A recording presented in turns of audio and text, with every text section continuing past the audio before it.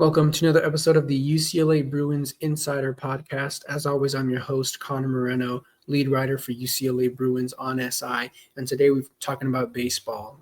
The UCLA Bruins, they went ahead and matched up against Murray State in the first round of the College Baseball World Series. And the Bruins won. They won 6-4. So today we're going to go ahead and kind of review that game. We're going to preview their next game and their next opponent, which is actually LSU. And then after that, we're just gonna, go around the rest of the College World Series and see, how these matchups are facing out, how both brackets are doing, and what UCLA's path ahead is. So, without further ado, let's get into the first game. Obviously, I said the Bruins won 6-4, and it was pretty much what you expected from UCLA, especially given how they've played over the course of the postseason and in the regional rounds. UCLA they scored first, and then their bullpen, although they did kind of struggle in the later innings today, was mostly still shutting down as they've been doing. So you go to the first inning, you had Roman Martin, Dean West, Rock Chalowski. They each walked. No. So it was Roman Martin and Dean.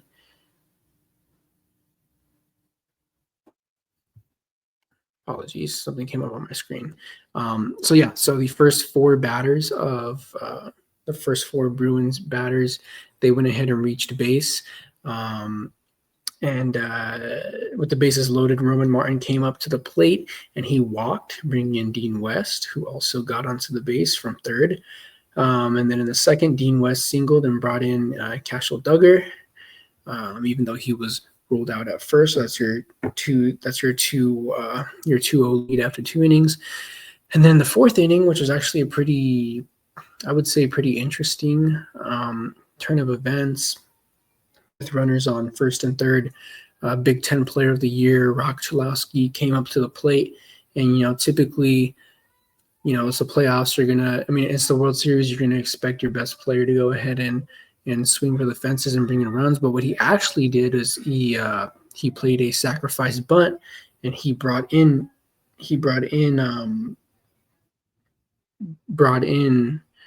Phoenix Call from third base and advanced Dean West to second base while getting out sacrifice bunt.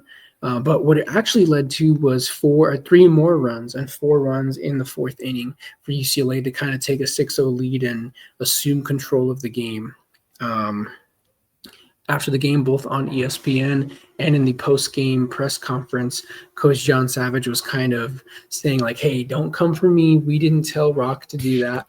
That was his own decision." Which, kind of an indictment of what kind of player Rock Chalowski is. He's very selfless, and he just kind of wants to win. And what that sacrifice bunt, what that squeeze play did is it opened the doors for the Bruins to not only win, but take an early lead and kind of command the game from there on out. So despite that, he walked in the first inning, and in his other 3 at bats, he wasn't able to reach base or get a hit. So an otherwise quiet game from Rock Chalowski, but that sacrifice bunt kind of stood out to a whole bunch of people. So yeah, that's kind of just the player he is. And then following that inning, in the 5th inning, the Racers got on the board for the first time. And then they also got on in the 6th inning and then scored 2 more runs in the 8th inning, bringing that 6-4. And then in the 9th inning came out, apologies, need to pull this up. In the 9th inning, freshman closer Easton Hawk, he came out and he just shut him down. It took him 18 pitches to retire the side, and the Bruins won. So it was a pretty quality win. Obviously, if you're UCLA, you kind of want to. The Bruins got shut out the last 5 innings, so you still kind of want to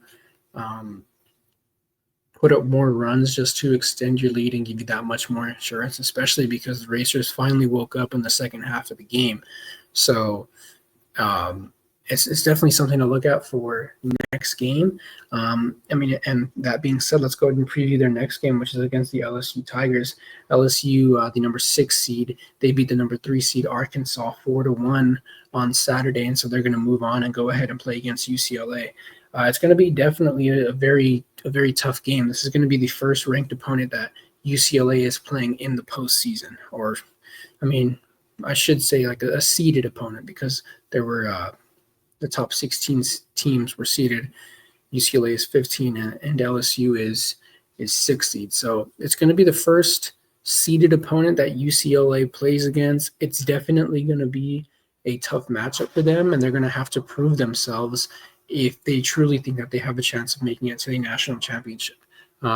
If they win this game, they advance to the final game, the finals in their bracket, meaning they'll be 1 win away from making it back to the national championship for the first time since 2013, which is when they won it all. They won the entire national championship. Yeah, today their win against Murray State was their first College World Series win, their first Omaha win since winning the national championship in 2013. So it's definitely going to be a prove-it game for the Bruins. They've been pretty much stellar this entire postseason. They're 6-0 now. They haven't lost a single game.